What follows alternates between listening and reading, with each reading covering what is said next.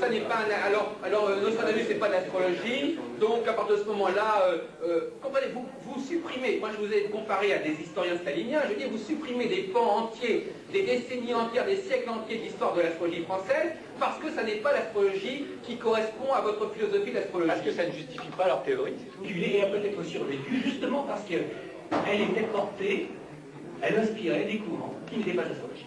Des courants ésotériques, je pense notamment à la Golden Dawn, qui non seulement pratiquaient une astrologie qui était tropicale, qui était exotérique, des degrés initiatiques, ce qu'ils appelaient extérieurs, et qui pratiquaient une astrologie spirituelle sidérale pour des degrés d'initiation plus intérieurs. Je n'ai plus été, je dirais, soumis à l'étiquette astrologue et à l'étiquette, à l'échange financier. Moi, je me suis aperçu de deux choses. Un, lorsque j'écoutais, mon système de référence n'était plus une grille de lecture. L'astrologie naturaliste est aussi une grille de lecture, bien sûr. Ou la psychanalyse, n'importe quoi. Mon système de référence n'était plus une grille de lecture, c'était une écoute d'individu à individu. Première chose.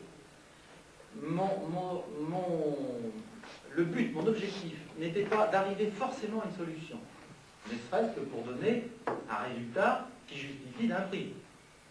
Donc ce n'était pas forcément d'arriver à une solution ou à une explication, mais c'était vraiment d'éprouver une relation forte, vraie, authentique avec l'individu. Et effectivement libérer d'une part d'un conditionnement de grille de lecture et libérer aussi une sorte de nécessité d'aboutir à quelque chose. Ensuite, le fait de ne pas être demandé d'argent, donner à l'autre, vis-à-vis de moi, une responsabilité fondamentale, à savoir qu'il ne se déchargeait plus sur moi d'un résultat particulier, mais il savait que s'il venait me trouver, il aurait possiblement une solution, ou un conseil, ou une consolation, je sais pas, ou rien. Là, je suis payé par un organisme, par des gens, en partie par l'État, en partie par En partie par l'État. En fait, vous êtes payé par... donc d'une certaine façon, par rapport au métier d'astrologue que vous faisiez avant, vous êtes déresponsabilisé par rapport à la relation que vous avez à la personne que vous rencontrez. Ah non. Ah si, parce qu'au lieu d'être payé, au lieu d'avoir un résultat concret à donner à une personne qui vous paye, vous êtes payé par un organisme et vous n'êtes pas tenu d'obtenir immédiatement un résultat face à la personne puisque cette personne ne vous paye pas. Donc par rapport à la relation que vous avez avec cette personne, vous êtes en quelque sorte déresponsabilisé. Montluçon, vous avez organisé un colloque d'histoire de l'astrologie à Paris, couplant ainsi une fois de plus, comme en 84, un congrès de professionnels et un congrès d'universitaires. Donc, effectivement, comme en 84, j'ai couplé, ça c'est pas par hasard en fait, j'ai organisé dans ce sens, deux activités avec deux mondes complètement différents, parce que moi mon idée c'est de rassembler les deux milieux, les deux frères ennemis que sont les universitaires, les historiens et les professionnels, les consultants. Et je me trouve un peu à l'interface entre les deux. Alors, effectivement, en juin 91, nous organisons à l'église Sainte-Anne, dans le 13e, et à la librairie L'Essentiel, 2 journées d'histoire de l'astrologie, avec non pas, comme on fait souvent en Angleterre, des astrologues qui viennent parler d'histoire de l'astrologie, mais des universitaires, notamment notre ami Pierre Brindamour, Jean-Patrice Boudet, René Allot, justement avec qui j'ai travaillé, qui vient à ce colloque, et tout un ensemble de personnes qui ont des fonctions à la Sorbonne ou dans d'autres établissements, etc. Donc je crois que c'est effectivement très important, comme de même par exemple qu'à Tours en 1980, j'avais organisé un colloque d'un côté avec des astrologues, de l'autre côté avec des chercheurs concernant la chronobiologie, qui étaient des gens de milieux complètement différents. Jacques Alboin, en mars 1991, vous avez organisé une nouvelle réunion après celle de 79 à La Rochelle. En 1992, vous choisissez Angoulême. Aux antipodes de votre politique antérieure vers l'Est, comment expliquez-vous cette évolution? À La Rochelle, nous retrouvons effectivement en 91 notre ami Didier Racco, qui malheureusement allait décéder l'année suivante. Ce sont des petites réunions, bien entendu, comme celle de 79, mais qui sont sympathiques. Bon, il y a eu 2 petits colloques à La Rochelle, effectivement, sur une dizaine d'années, c'est pas énorme. À ce propos, je vous dirais franchement que la plupart des colloques organisés en province, par le MAU ou avec le MAU, n'ont pas fait l'objet de nouvelles activités par la suite. La seule exception, c'est celle de Nantes, où Alain Chivray, en 95, a organisé un autre colloque, après celui que nous avions eu avec lui en 83. Alors, en ce qui concerne Angoulême, effectivement, c'est un colloque important. Malheureusement, nous n'avons pas, pour l'instant, récupéré les bandes vidéo. Nous avons invité des gens comme Éric Marié, comme Christian Duchossois. Et c'était surtout, justement, l'occasion, à la suite de la mort de Didier Racco, d'accueillir les nouveaux néromaniens, cette école qui m'a toujours été assez sympathique, comme l'ont été les sidéralistes et les conditionnalistes. Où je fais une conférence. Là, je suis à l'école d'astrologie de Rio. Donc, j'interviens après mes conférences auprès des élèves. Là, je parle en espagnol et en portugais. Il y a une très bonne ambiance. La télévision s'intéresse aussi à mes travaux. Je parle un peu de Saturne, de ses influences en astrologie mondiale. Là, je les reçois, c'est le Enrico Vital au milieu, qui est justement celui qui m'a invité au Brésil. Là, je suis avec Boris Christophe à Montevideo, chez lui, dans son bureau, qui a fait beaucoup pour l'astrologie mondiale également. Là, je suis au Québec, avec De Vis et Krieger, à Québec même, lors d'une conférence que je donne sur Saturne et l'histoire du Québec. Voilà quelques livres que je présente de nos éditions de la Grande Conjonction à Québec. Là, je passe un peu plus bas, à Trois-Rivières, je suis avec Thérèse de Vernal. Je fais une conférence dans un hôtel. Là, je suis à Montréal avec Huguette Hirsik et Axel Harvey. Je suis avec Denise Krznanowska. Je suis avec un des élèves de Werner Hirsik. Là, je suis avec Jacques Cyr, qui dirige une petite revue qui s'appelle Uranus. Là, je présente mes livres. Au colloque, nous sommes à Paris, là, c'est les journées de l'Arc, le salon de l'astrologue. Et là, je suis en Israël, à Tel Aviv, en novembre 93, je crois. Je parle en hébreu. Et là, c'est le congrès qui a lieu en mai 94 à Petar Tikva, avec pas mal d'astrologues. Ça a été un débat intéressant, animé. Pas beaucoup d'étrangers. Voilà, je suis ma femme avec une astrologue israélienne. Shulamit Yahalom. Là, ce sont avec des astrologues francophones de Jérusalem. Barbara Weil à droite. Là, je suis au congrès de Lucerne, avec Jacques Elzière, là, à notre stand qui annonce le colloque de MAU, à Dijon. Là, nous voilà maintenant rue de la Providence. Nous découvrons la rue de la Providence, qui est une rue du 13e arrondissement, par conséquent. Là, nous avons des rez-de-chaussée, plusieurs boutiques au rez-de-chaussée. Au 8. Voilà, me voilà quelques élèves. Là, je crois que nous sommes en 89. À droite. Là, nous sommes dans la cour de l'école, derrière le rez-de-chaussée. Là, c'est une autre génération. On voit notamment Martina Kretschmar, avec les diplômes que leur a décerné Pierre Envernisi. Ça, c'est la séance de télévision. Ils sont venus, je ne sais pas si c'était FR2 ou deuxième chaîne. On est passé, en tout cas. Voilà, je fais un petit exposé, là, devant les caméras, dans la salle de cours de l'école de la rue de la Providence. Quelques élèves. Encore une autre génération, ça je crois que c'était l'année 94. Il y a quelques élèves, là, de mon groupe. Là, la bibliothèque. Quelques bouquins de la bibliothèque qui a été fondée en 1972 et qui était à l'origine du MAU, en fait. Donc, c'est sur rue de la Providence. Voilà quelques élèves. Chantal Depoux, Dorothée Calou, Johan Azimael, voilà des professeurs d'astrologie.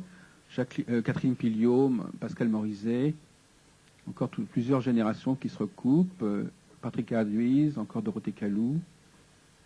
Au centre Providence. Hervé Guinard, François Fayet à gauche.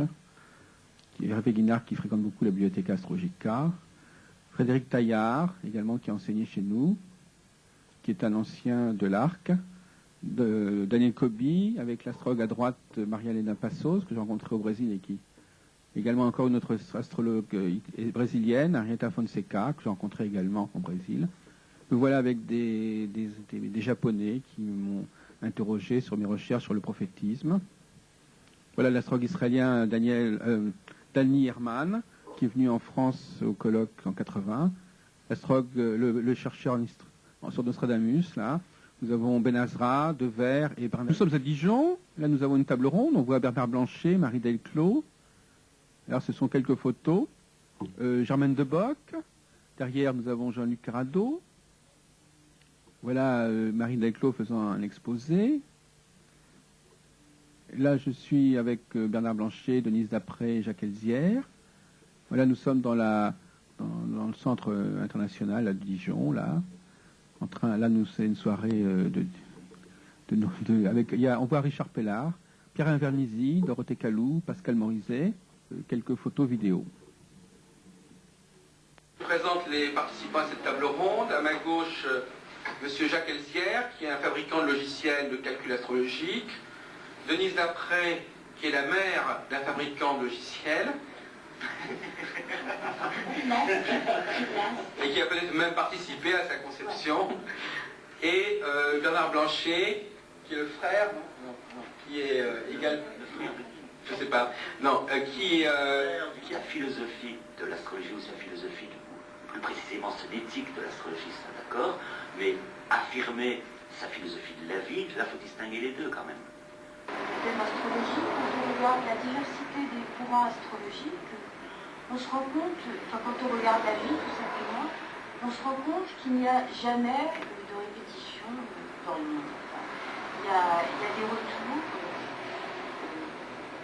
Effectivement, les saisons reviennent, mais c'est jamais exactement la même saison.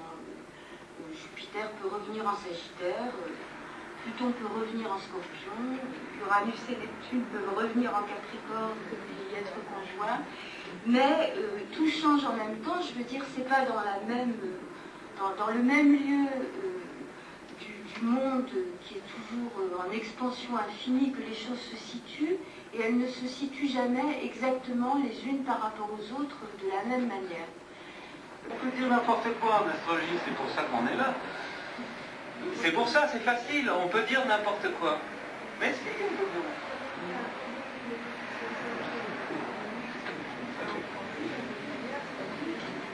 Oui, parce qu'on est justement, les astrologues ont une fonction matricielle, comme je vous dis au départ.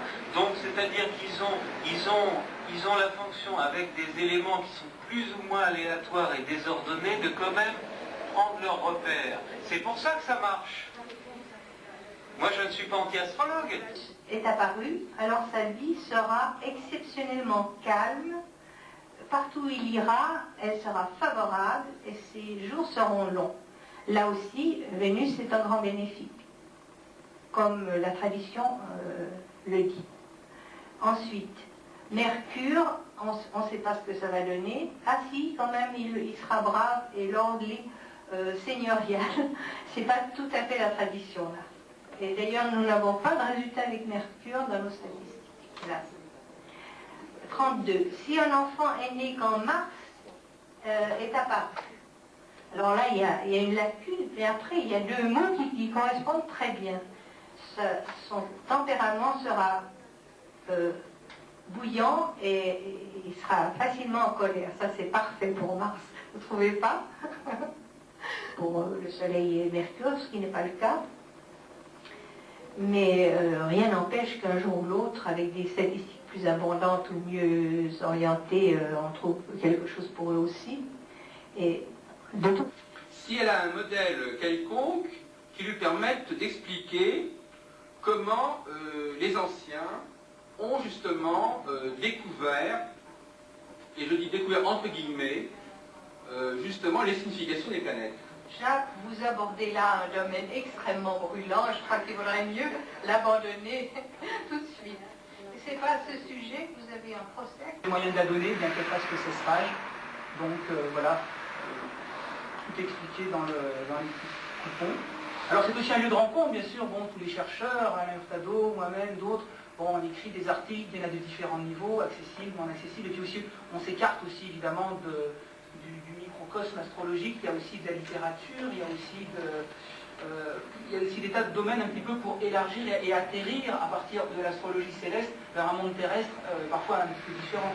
Ce que je voulais dire également, c'est que il y a aussi, je dirais, la formule du carrefour de rencontre, c'est-à-dire que par le courrier des lecteurs, mais aussi une forme aussi d'invitation à d'autres groupes de travail, d'écrire dans la revue, comme là nous avons commencé à expérimenter, à donc recevoir des articles d'autres groupes pour justement permettre un lieu d'échange. En 1994, vous préparez un mémoire avec Yves Le Cerf, que je connaissais très bien, sur le milieu astrologique. Comment votre travail a-t-il été accueilli ? Oui, effectivement, depuis pas mal d'années, je préparais un travail avec Yves Le Cerf sur la sociologie ou le milieu astrologique, d'ailleurs qui était lié à la publication du guide de la vie astrologique, toutes sortes d'enquêtes que j'avais menées. Je voulais décrire ce milieu. Je voulais décrire les problèmes, notamment par rapport au droit, par rapport à l'information, voir en quoi ce milieu se distinguait des autres milieux. Et d'ailleurs, nous avons un enregistrement que vous avez pris de la soutenance de DESS à Charles V, que nous allons suivre. Et donc, on entendra un petit peu mon exposé, ainsi que les observations d'Yves Le Cerf. Oui, d'accord ? D'accord. Un candidat que peut-être, comme on l'a présenté déjà, que peut-être Norbert a présenté. C'est une personne célèbre qui a écrit beaucoup d'ouvrages et qui honore aussi notre université en venant prendre la parole. Et d'ailleurs, notre université ayant une pratique face à la sauvagerie que vous connaissez tous, nous nous sommes bien évidemment dépêchés de considérer Jacques Heilbronn comme notre sauvage de service. C'est pourquoi, l'ayant convoqué à 2 heures, j'ai l'honneur de lui permettre de parler à nos visiteurs. Et puis on prend la responsabilité. Absolument. Oui, j'ai un échelon. Alors, le titre de ce DSS, le milieu astrologique français, ses structures et ses membres. Alors, moi, je ne vais pas simplement parler, enfin, je connais bien le milieu astrologique, je le fréquente depuis de longues années. Je pense que, tout en appartenant à ce milieu d'une certaine manière, je pense que j'ai toujours gardé une certaine indifférence et une certaine distance. Je pourrais en apporter la preuve, montrant que j'ai toujours publié des textes qui étaient plus ou moins critiques, qui posaient une certaine distance par rapport à l'astrologie. Déjà, donc j'ai une continuité, disons, mon image dans le milieu astrologique, est aussi une image qui, sans être celle d'un ethnologue, malgré tout, une image de quelqu'un qui n'appartient pas totalement à la communauté astrologique tout en faisant partie. Un astrologue profane en fonctionnement et puis il a répondu. J'ai complètement comme une question pour les gens qui ne sont pas consultants. Est-ce que l'astrologie est vraie ou fausse? Alors, pour les personnes, je crois qu'on se met en état d'être consultant dans le sens de client ou de client. Alors, je crois qu'à partir du moment, il est évident qu'au moment, moi je répondrai de manière ponctuelle, au moment où la consultation, ou l'acte de consultation a lieu, et à ce moment-là seulement, il est évident que la personne se met en état de croyance, en état de disponibilité. Il est possible que 5 minutes avant et 5 minutes après, elle ne le soit plus. C'est-à-dire qu'il y a un moment privilégié, un lieu privilégié qui est la consultation, qui dure 1 heure, 2 heures, et on ne peut pas, et je crois qu'on ne peut pas induire que parce que la personne qui vient voir l'astrologue à un moment donné, à tel jour, à telle heure, est demandeuse d'astrologie, ça ne veut pas dire qu'elle le sera le lendemain. C'est-à-dire qu'il faut bien, je crois que là-dessus, il ne faut absolument faire aucune extrapolation, aucune généralisation. Au moment où ça se passe, il y a une demande, il y a une croyance. On fait une recherche approfondie, on s'aperçoit que ce qui se passe et ce qui fonctionne, c'est absolument pas des clos savoirs qu'on imagine et qu'on enseigne. C'est une autre pratique, c'est un autre savoir-faire. Et ce savoir-faire, curieusement, il n'est pas enseigné. Alors, donc finalement, une espèce d'incohérence, parce qu'on forme pendant des années des gens en leur donnant un éclos-savoir qui ne fonctionne pas. Je voudrais aussi terminer en disant que les astrologues, pour dire les choses clairement, ils n'en ont rien à faire de l'astrologie, je veux dire, jusqu'à un certain point. Je veux dire que dans la vie associative astrologique, dans les rencontres entre astrologues, si vous imaginez qu'ils vont étudier le thème astral, ou ceci, etc., pour prendre une décision, pour déterminer l'époque d'un colloque, ou même pour choisir un collaborateur, je crois qu'il faut absolument enlever cette idée, n'est-ce pas? C'est une pratique astrologique qui est pour l'extérieur, pour le client, pour l'étudiant qui vient payer un cours ou vient payer une formation, mais je peux attester, en tout cas en ce qui me concerne, de manière très subjective, mais en tant qu'organisateur de différentes activités, je n'ai jamais rencontré, sauf quelques personnages un petit peu comme ça, qu'on considère même dans le milieu astrologique comme des gens un peu bizarroïdes, parce qu'en fin de compte, le marginal dans le milieu astrologique, c'est celui qui pratique l'astrologie. Je veux dire, c'est d'ailleurs celui qui la pratique, non pas seulement pour ses clients, et qui la pratiquerait par rapport à ses collègues. Et au moins, quand quelqu'un, pour une raison ou pour une autre, se permet de me faire des observations dans une réunion sur le fait que j'ai un thème ceci ou cela, je lui dis, je suis désolé, je ne suis pas votre client, je n'ai pas fait de demande, je ne suis pas allé vous voir pour que vous me parliez de moi, alors laissez-moi tranquille. Je veux dire, et effectivement, c'est pas mon propre discours. D'une manière générale, aujourd'hui, et depuis déjà pas mal d'années, l'astrologie fonctionne, alors en tant que recherche éventuellement, c'est-à-dire recherche, c'est à demander s'il y a un fait astrologique dans l'absolu, s'il y a une certaine influence des arts, effectivement il y a des recherches qui sont valables, mais ces recherches sont tellement éloignées de ce qui est demandé et des capacités qu'on suppose chez l'astrologue, qu'en fin de compte, on peut presque dire que ce sont deux mondes différents. C'est-à-dire que quand les travaux de Michel Gauquelin, par exemple, qui existe depuis 40 ans, font apparaître quelques dominantes en rapport avec les mondes professionnels, tout cela, et d'ailleurs les astrologues le reconnaissent eux-mêmes, ça ne leur sert strictement à rien pour leur consultation astrologique. C'est-à-dire que ce sont des champs complètement différents. De même que l'histoire de l'astrologie, qui fait partie également, parce que c'est un monde qui est relativement éclaté malgré tout. Il y a les chercheurs, il y a les astrologues, il y a les historiens, qui eux souvent connaissent beaucoup mieux la littérature astrologique que les astrologues eux-mêmes, qui sont souvent d'ailleurs de milieux universitaires qui n'ont aucun rapport au niveau du profil social, mais qui sont également membres quelque part de cet ensemble. La seule différence, c'est qu'au lieu que dans une société que dans un certain nombre de sociétés, on trouve à la fois dans la même société, dans le même ensemble, des historiens, des chercheurs, des clients, des professionnels, là, ce sont des populations qui finalement, souvent, ne sont pas liées entre elles. Et par exemple, je peux vous assurer que pour rassembler dans un même groupe des historiens d'astrologie avec un background universitaire et des astrologues, ce n'est pas évident. Donc c'est une société qui, quelque part, est clivée. Je vais faire un commentaire, mais donner mon point de vue. Moi, je vois Jacques Heilbronn comme quelqu'un qui consacre beaucoup de temps à des activités qui l'occupent tellement que même si certains croient que ces activités sont intéressées, elles ne le sont pas. Il y a énormément d'ouvrages qui, grâce à vous, sont parus, qui sont extrêmement intéressants, extrêmement documentés, et qui visiblement sont dus à votre impulsion. Je ne reconnais pas la liste exacte, mais c'est absolument incroyable. Il y a des gens qui fréquentent des bibliothèques, des associations grâce à vous. Il y a des gens qui ont commencé à s'intéresser à des sujets qu'ils n'auraient jamais traités. C'est-à-dire que j'ai l'impression que dans la vision de ces milieux, vous êtes quelqu'un qui traite énormément de bien, sans qu'on le reconnaisse, et puis sans qu'on le sache et sans que vous le sachiez. Et c'est ça l'étrangeté, parce qu'au moment où vous interroge sur ce que vous faites, la réponse est celle que nous venons d'entendre. Ça ressemble à l'histoire de quelqu'un qui serait tout le temps dans l'église, à ranger les chaises, à préparer les cierges, etc. Mais j'aime pas Dieu, du tout, mais Dieu n'existe pas, et puis il continuera à ranger les cierges, et puis il mettrait de l'argent dans des métiers, et il y a un mystère Jacques Heilbronn.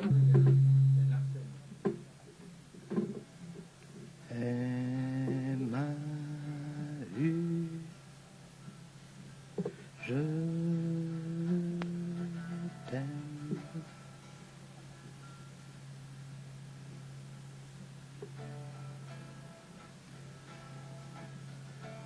Emmaü, tu es le plus grand.